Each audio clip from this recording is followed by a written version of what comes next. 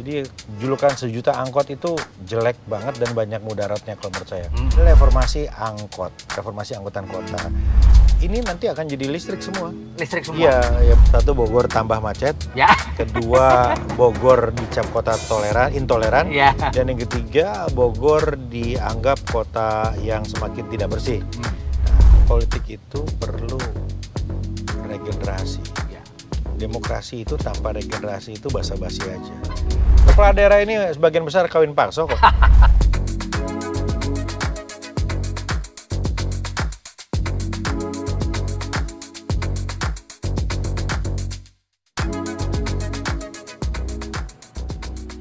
Assalamualaikum warahmatullahi wabarakatuh. Salam damai sejahtera buat kita semua. Om Swastiastu, Namo Buddhaya, dan salam kebajikan. Saya Feby Mahendra Putra, Direktur Pemberitaan Tribun Network. Kali ini saya berada di Kota Bogor, Jawa Barat. Dan saya akan bertemu dengan Wali Kota Bogor, Bapak Bima Arya Sugiarto. Ngobrol-ngobrol lah. Saya akan jemput beliau di satu tempat. Ikuti saya menjemput Pak Wali Kota.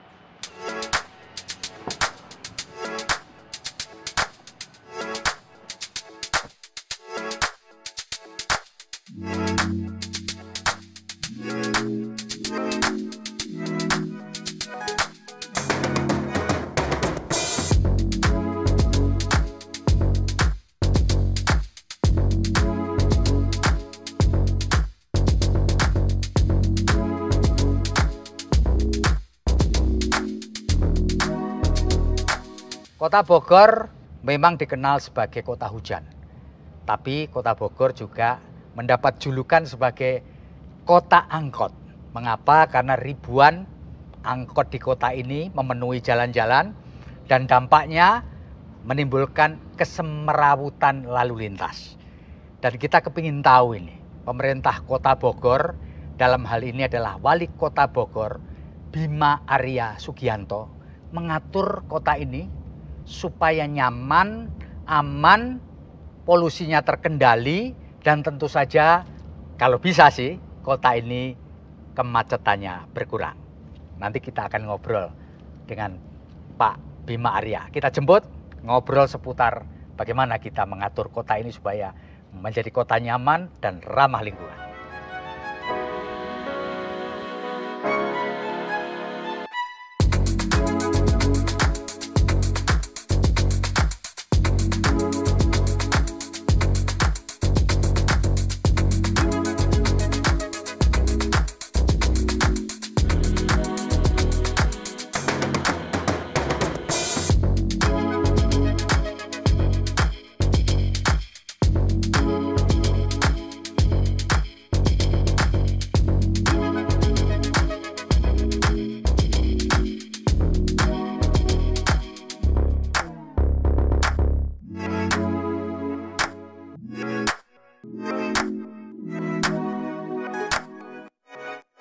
Pemirsa, kita telah bersama dengan Wali Kota Bogor, Jawa Barat, Kang Bima Arya Sugiarto. Dan kita akan ngobrol seputar kegiatan beliau, apa yang sudah dilakukan untuk kota yang dijuluki sebagai kota hujan ini. Kang Bima, apakah julukan sebagai kota angkot ini buat Kang Bima ini manfaat atau mudarat, Kang? Yang membuat saya tertarik atau berniat untuk maju jadi wali kota, Mas, ya. Itu ya karena julukan kota sejuta angkot itu. Itu kan nyebelin ya. Nyebelin. Artinya kalau dulu zaman saya Bogor dikenal sebagai kota hijau waktu saya SD. Ya. Tapi kemudian ketika saya kuliah itu ya hijaunya jadi hijau angkot. Ya. Jadi julukan sejuta angkot itu jelek banget dan banyak mudaratnya kalau menurut saya. Artinya orang nggak nyaman lah. Ya. Kan ada pertanyaan, kenapa sejuta angkot? Kenapa jadi macet? Pemerintahnya kemana? Gitu. Betul, Kang. Ya. Gimana itu, Kang, bisa? Kan tadi tertarik Akang mau jadi wali kota Bogor ini karena julukan itu.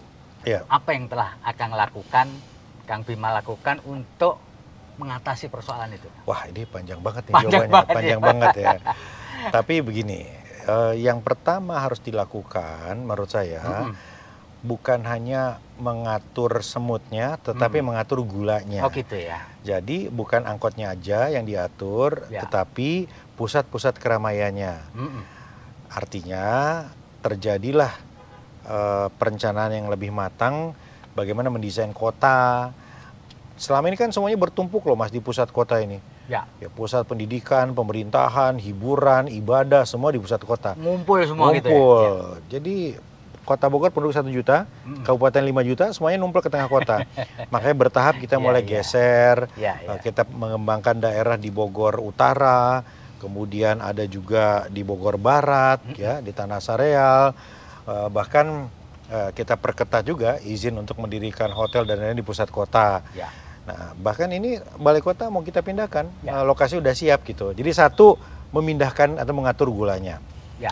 Yang kedua adalah membangun infrastruktur jalan. Jadi ada jalan R3 atau Pandu Raya yang akan nyambung nanti jadi Bogor Inner Ring Road gitu. Kemudian ada Bogor Outer Ring Road. Nah, itu jalan-jalan alternatif itu harus dipercepat gitu. Memang nggak mungkin semua selesai di zaman saya. Betul. Nah, yang ketiga adalah reformasi angkot, reformasi angkutan kota. Jadi izin angkot diperketat, di atas 20 tahun itu kita akan tertibkan, nggak boleh. Kemudian angkot menjadi badan hukum. Kalau tadinya kan angkot itu individual kepemilikannya. Gitu. Jadi ada satu orang punya 10 angkot, punya 15 angkot. Sekarang semuanya badan hukum. Nah, dari badan hukum itu kemudian kita atur semuanya. Kita atur lagi koridornya dan bertahap kita konversi angkot itu menjadi bis. Ada program konversi 3 angkot jadi 1 bis. Nah, ini sudah berjalan, ada 47 bis masuk menggantikan sekitar 150 angkot. Jadi 47 menggantikan 140?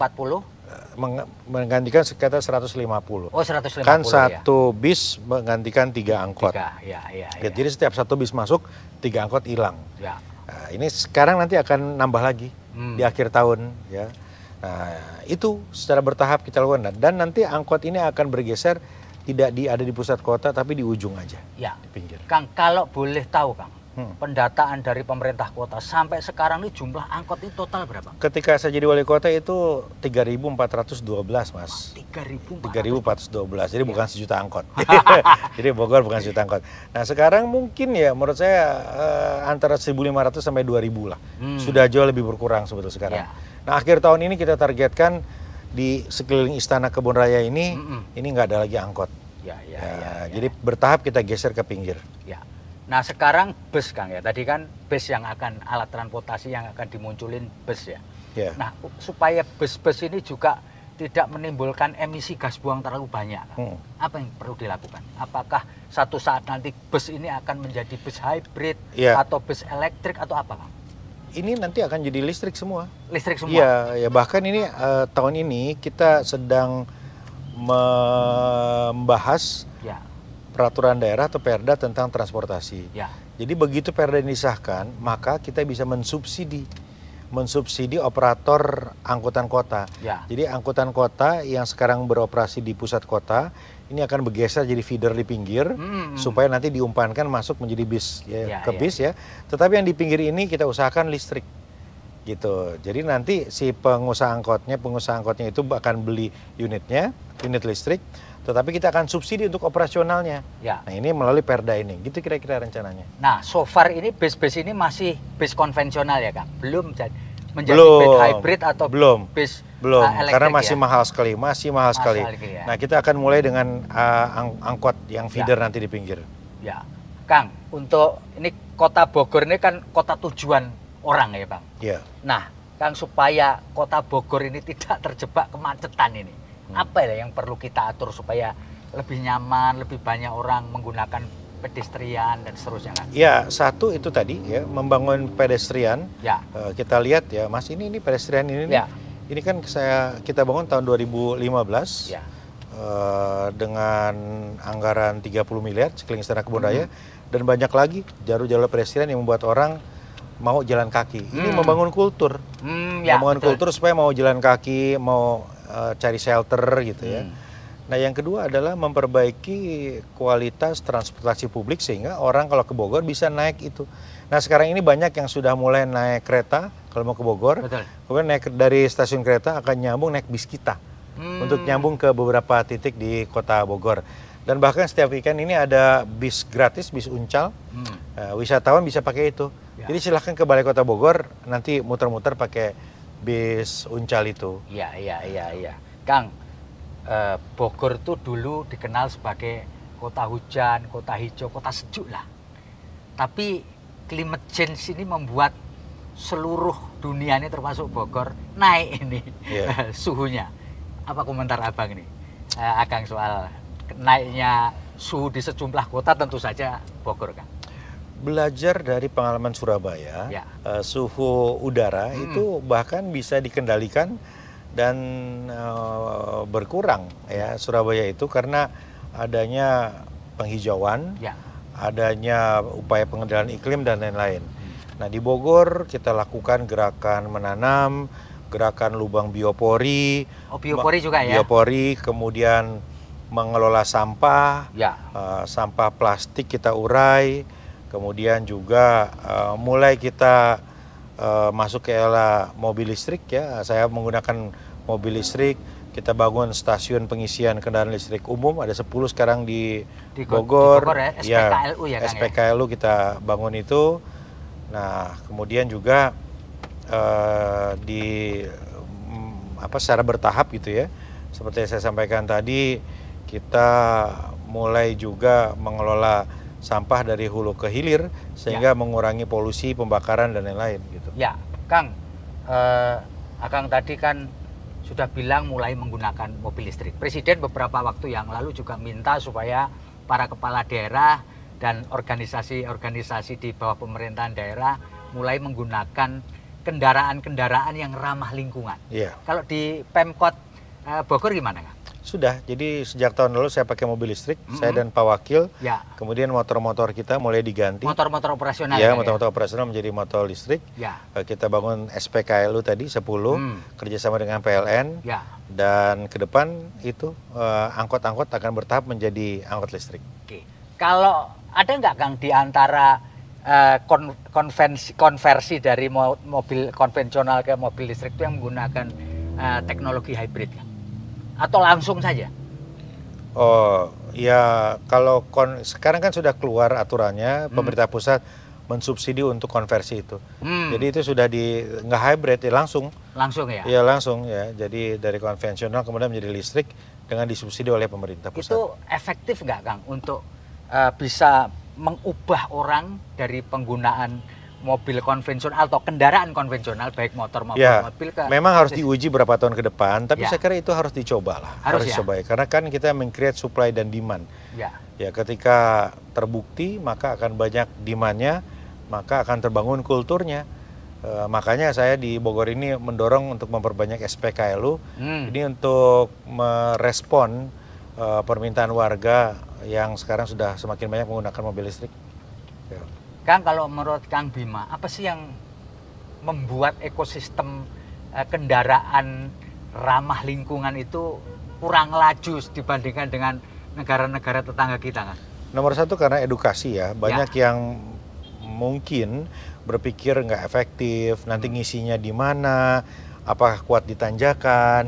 Gitu ya. Ya kan banyak peran seperti itu. Ragu-ragu dia. Iya, jadi perlu edukasi semaksimal mungkin. Harga masuk ini, faktor nggak? Meskipun ada tentu harga masuk faktor, tapi kan sekarang ketika produksinya semakin massal maka akan semakin turun harganya. Dan sudah mulai saya kira itu terjadi ya. Dulu kan lebih mahal dari sekarang. Sekarang ada mobil listrik yang kecil-kecil itu dengan harga 300 misalnya, atau 200 gitu. Itu sudah kemajuan menurut saya. Kang, sepanjang Kang Bima menggunakan kendaraan ramah lingkungan ini, apa yang dirasakan? Apakah ada keluhannya gitu? Misalkan kok senyap, jadi nggak enak atau gimana? Enggak sih, artinya justru enak, nyaman banget ya. Tapi memang kalau jalan jauh seperti ke Semarang gitu ya, itu harus berhitung betul ya, di rest area itu ada fast charging nggak? Karena kalau nggak ketemu fast charging itu bisa berhentinya 4 jam. Ya, kita biaya untuk nunggu diisi sambil makan aja mungkin lebih daripada biaya isi bahan bakar gitu. Iya. Ini kita memang, saya terus terang, Kang, baru pertama kali ini menggunakan kendaraan hybrid, menaik hybrid ini kita. Ini hybrid ya? Ini Kijang ini hybrid. Saya agak kikuk gitu. Karena apa? Kayak nggak naik mobil karena nggak ada suara ya. Nah, itu psikologis itu kalau Kang Bima menaiki mobil listrik itu pengaruh nggak, Kang? Awal-awalnya ngaruh, ya, agak aneh gitu kan, gitu agak kan? aneh gitu. Ya. Tapi lama-lama biasa dan nyaman malah. Ya, iya. Awal-awal itu bahkan bisa di setting jadi suaranya ada suara burung, suara alam gitu ya. Jadi malah jadi kayak healing, kayak liburan gitu ya. Iya. Kang, selama 9 mendekati 10 tahun memimpin kota ini, Kang, yang paling dirasakan nggak bisa dilupakan apa? Baru-baru saja Bogor mendapatkan kembali Piala Adipura setelah 28 tahun hilang. Jadi itu sesuatu banget menurut saya. Sesuatu banget buat kami. Iya, karena kan gini Mas, ada 3 hal yang membuat saya punya mimpi jadi wali kota. Ya. Satu, Bogor tambah macet. Ya. Kedua, Bogor dicap kota intoleran. Ya. Dan yang ketiga, Bogor dianggap kota yang semakin tidak bersih. Karena Adipura hilang. Ya. Jadi ketika Adipura ini kita dapatkan kembali, wah ini salah satu dari mimpi saya sudah tercapai di kota Bogor. Ya. Gitu. Jadi artinya kota ini kembali menjadi kota yang jauh lebih bersih. Itu ya Kang yang paling terkesan selama ini ya Kang. Ya, betul. Kang, kalau ditanya PR yang paling utama yang belum Akang ya itu dia angkot. Angkot ya? Iya, menurut saya itu PR utama ini angkot. Apapun yang saya kerjakan selama masa angkot ini dianggap nggak progres, maka catatan itu semakin kuat gitu. Ya, tapi saya punya optimisme bahwa sampai akhir tahun ini publik akan bisa melihat ya bagaimana reformasi angkot ini terus berprogres lebih baik. Ya, Kang. Sepanjang Akang menjadi wali kota hampir 10 tahun, yang membuat Akang galau, ya, apakah itu serangan netizen atau segala sesuatu itu apa Kang? Isu apa yang membuat Akang galau? Padahal ini menurut saya nggak bener nih kayak gitu. Awal-awal kali ya itu terjadi ya. Ketika saya mungkin berusaha untuk memenuhi harapan banyak orang. Tapi ternyata memimpin itu adalah seni mengelola harapan. Tidak mungkin semua dipuaskan. Kita harus menentukan prioritas kita. Dan jangan pernah bermimpi menyenangkan semua orang. Nggak bisa. Mungkin ya. Nggak mungkin. Kita harus punya skala prioritas. Kita harus tahu mana yang akan kita dahulukan dibanding yang lain, dan kita punya argumentasinya untuk itu. Itu. Nah, ketika itu kita yakini, maka kita nggak akan stres gitu. Jadi awal-awal itu lumayan terpikiran karena kita berusaha memenuhi banyak semua orang. Tapi makin kesini saya kira kita makin terbiasa. Tapi akan ngikuti ya para haters yang di sosial media itu. Ngikutin nggak Kang? Atau cuekin aja lah? Dicuekin banget enggak, diikutin banget juga enggak. Jadi biasa-biasa aja lah. Ya kadang-kadang penasaran juga, saya baca semua komen gitu ya, ratusan. Kadang-kadang saya skip ya. Jadi ada yang ditanggapi langsung. Tapi begini, banyak juga. Tapi begini, menurut saya setiap kritik, setiap komen itu pasti ada derajat kebenarannya. Ya, pasti ada sesuatu. Memang banyak juga yang ngaco gitu ya. Yang asbun, yang haters gitu. Tapi kadang-kadang saya tuh mikir, haters are truly lovers. Jadi jangan-jangan saking cintanya sama kita, makanya dia terus-terusan ya berpikir tentang kita gitu. Jadi saya selalu mengikuti itu. Jadi kalau saya lihat ini make sense, langsung saya koordinasikan. Bahkan saya berterima kasih kepada para haters atau netizen yang julid-julid itu, karena bisa menjadi pengingat saya. Untuk betul-betul mengevaluasi semua pekerjaan dan memastikan semua dinas-dinas itu bergerak dan bekerja. Itu ya, maknanya dibalik semua yang itu. Bahkan saya suka mikir begini ya. Ini yang haters ini, apa mereka nggak pernah berpikir bahwa semakin mereka banyak mengkritik, semakin mereka memberikan umpan lambung buat saya untuk di-smash. Artinya semakin mereka mengingatkan hal-hal yang kurang dari saya untuk diperbaiki. Ya kan malah semakin baik. Ya, kalau orang yang nggak suka sama kita diemin aja harusnya kan, maka kita akan banyak jatuh gitu. Jadi menurut saya bagus nih kritik-kritik, bulian segala macam, kita sikapi dengan tenang. Yang menurut kita logik, kita evaluasi, kita perubah. Seperti ini misalnya, ini saya sedang bongkar jembatan Otista ini. Ini kan luar biasa. Banyak yang mengkritik di hari-hari pertama untuk pengalihan lalu lintasnya. Karena bikin macet ini. Karena bikin macet. Tapi kritik itulah yang membuat saya kemudian mengumpulkan lagi tim, mengevaluasi dan kita merubah. Kalau nggak ada kritik itu, bisa macetnya bisa banyak. Yang diubah apanya Kang? Ada beberapa Jadi ini kan tadinya pertama kali itu sistemnya masih satu arah.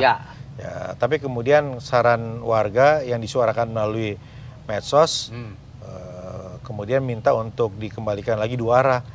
Dari ya. situ kemudian saya lakukan kajian cepat, survei di lapangan dan kita penuhi. Kemudian oke ya. Kemudian oke, kemudian kita lakukan itu. Dan banyak hal seperti ini. Ada kebijakan, media bereaksi, kita agak evaluasi dan kemudian menjadi lebih baik. Jadi ada gunanya juga ya ternyata. Sangat, sangat. Ternyata kritikan tidak selamanya bikin buruk, tetapi kadang memberi kebaikan juga ya Kang. Kang, selama 2 periode memimpin tuh, kalau Akang boleh menilai diri sendiri dari angka 0 sampai 10, Akang milih angka yang mana? Saya paling tidak suka menilai diri sendiri ya. Penilaian itu ya serahkan kepada publik lah gitu.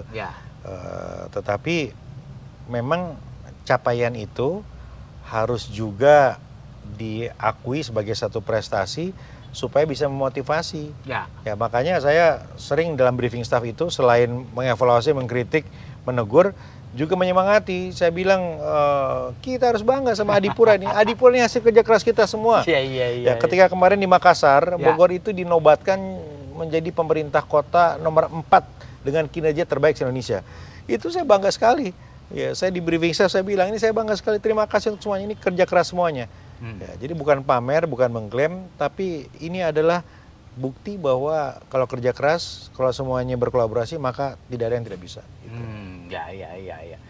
Kang, ketika merasa bahwa sudah banyak meninggalkan legacy buat kota ini selama 2 periode, apakah Kang Bima punya keinginan untuk melanjutkan pengabdian kepada negeri ini tentu kan jadi wali kota lagi nggak bisa kan, sudah 2 periode sesuai ketentuan undang-undang. Apa yang mau Akang lakukan setelah nanti akhir tahun harus meletakkan jabatan dan mengakhiri pengabdian sebagai wali kota Bogor, Kang? Iya, pengabdian itu kan tanpa batas ya Mas. Sebagai manusia, sebagai umat beragama, kita wajib memberikan yang terbaik dalam hidup kita untuk kemaslahatan gitu. Itu prinsipnya. Tetapi memang semua itu harus juga disesuaikan dengan kebutuhan, keadaan dan lain-lain. Nah, bagi saya menjadi wali kota Bogor 2 periode itu sudah satu kesempatan diberikan oleh Allah Subhanahu wa taala yang luar biasa. Kalaupun kemudian ada pengabdian lain, ya menurut saya itu bonus lah ya. Di usia saya yang sudah semakin tidak muda ini gitu. Tetapi kalaupun kemudian saya harus kembali lagi ke kampus, menjadi dosen, menjadi peneliti, menjadi penulis, itu juga nggak apa-apa banget. Ya, jadi sama menariknya, sama menantangnya, dan insya Allah akan sama-sama juga memberikan kemaslahatan. Jadi bagi saya akan jalani dengan senang hati semua. Kalaupun kemudian Allah memberikan kesempatan untuk memulai babak baru sebagai pejabat publik, I will do the best that I can gitu kan. Saya akan lakukan yang terbaik. Tetapi kalaupun kemudian saya ditakdirkan untuk kembali lagi ke kampus, itu juga menyenangkan, akan menulis, menjadi pembicara, meneliti, mengajar, itu oke banget. Kang sebagai pejabat publik kan Akang juga seorang politisi. Saya kepingin tahu komentar Akang Bima terkait dengan tahun politik ini, Kang. Bagaimanapun kan sebagai seorang politisi, kader Partai Amanat Nasional kan tentu mengikuti perkembangan. Boleh tahu dong apa yang Akang rasakan di tahun politik ini? Oke kah? Kita masih manageable kah atau mengkhawatirkan atau bagaimana? Politik itu perlu regenerasi. Demokrasi itu tanpa regenerasi itu basa-basi aja. Jadi salah satu ukuran tingkat kematangan demokrasi kita adalah terjadinya regenerasi. Dan saya berharap bahwa itu terjadi di Republik ini. Artinya pemimpin itu secara usia gitu. Setidaknya harus mengalami regenerasi, ada penyegaran gitu ya. Karena Republik ini luas sekali dengan problem yang kompleks.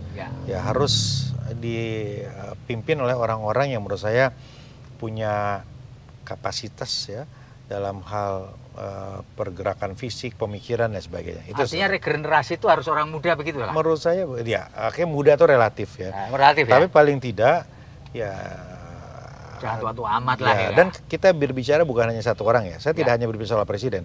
Kita berbicara tentang menteri, gubernur, bupati, wali kota.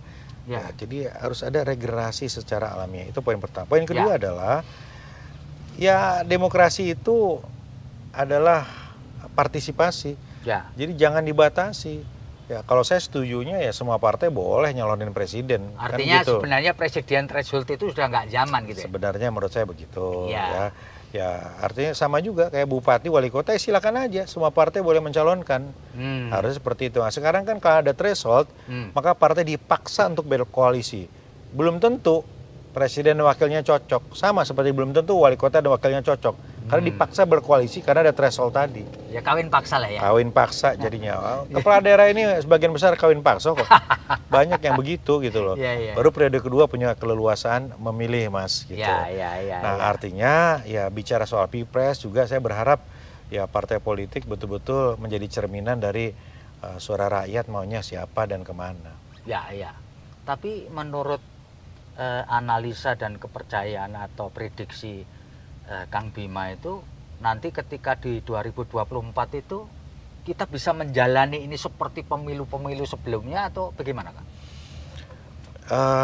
Saya kira 2019 adalah satu contoh yang menunjukkan bahwa politik sektarian itu berbahaya. Oh gitu ya? Bisa membelah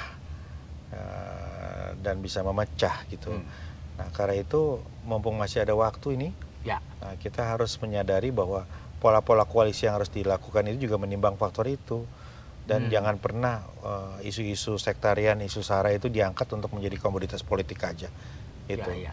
Itu ya, itu harapannya. Jangan coba-coba menggunakan politik sektarian atau politik kebencian kelompok gitu ya kira-kira.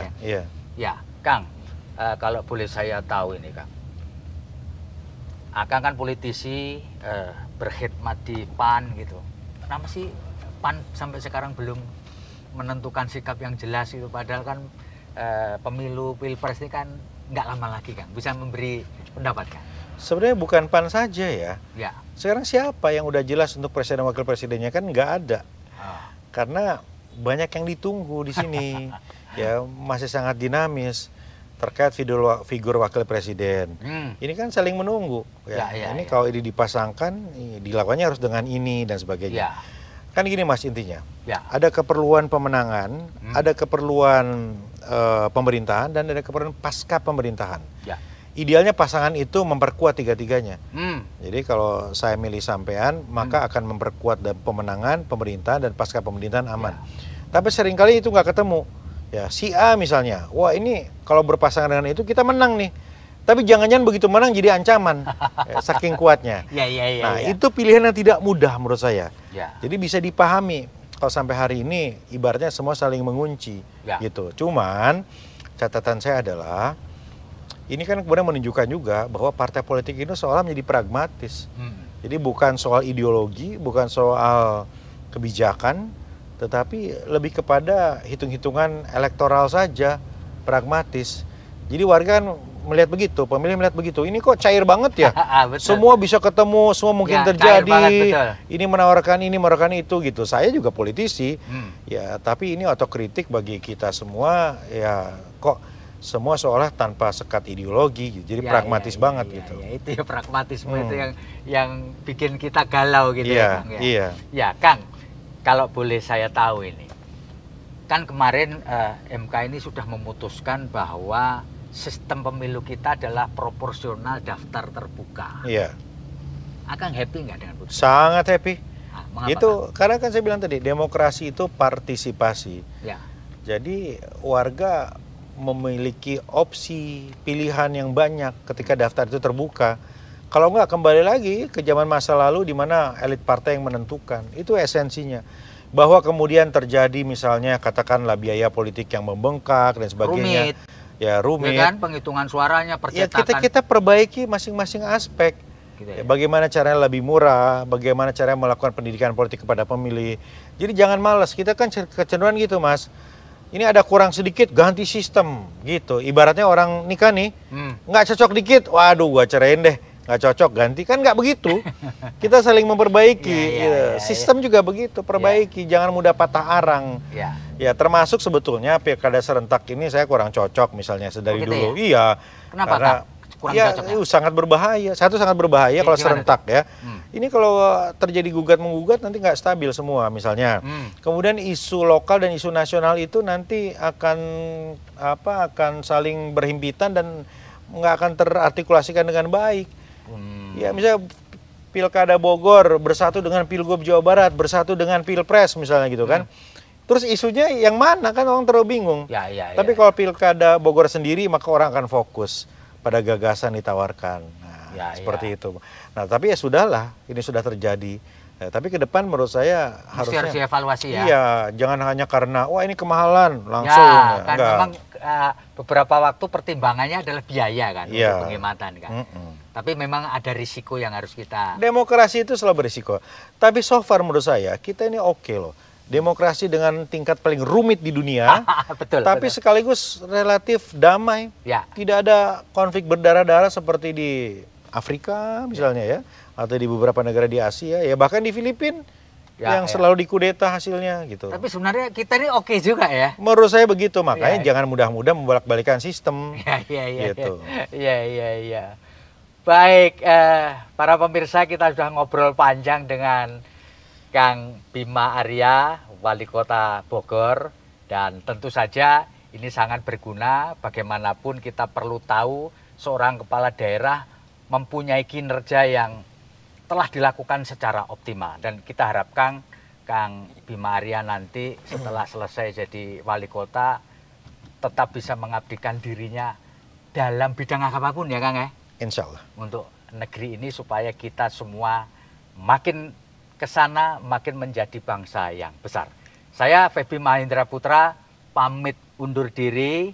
Assalamualaikum warahmatullahi wabarakatuh.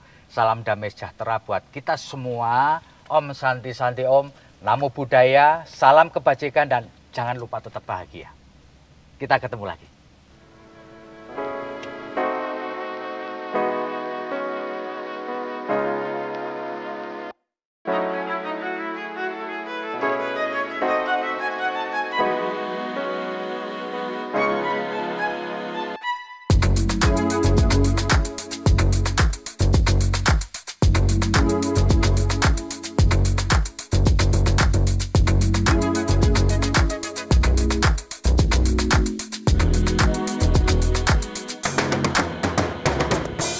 Demikian tadi ngobrol saya dengan Wali Kota Bogor Provinsi Jawa Barat, Kang Bima Arya. Kesimpulannya adalah Kang Bima Arya masih mempunyai satu pekerjaan rumah, yaitu mengurus angkutan kota di Bogor.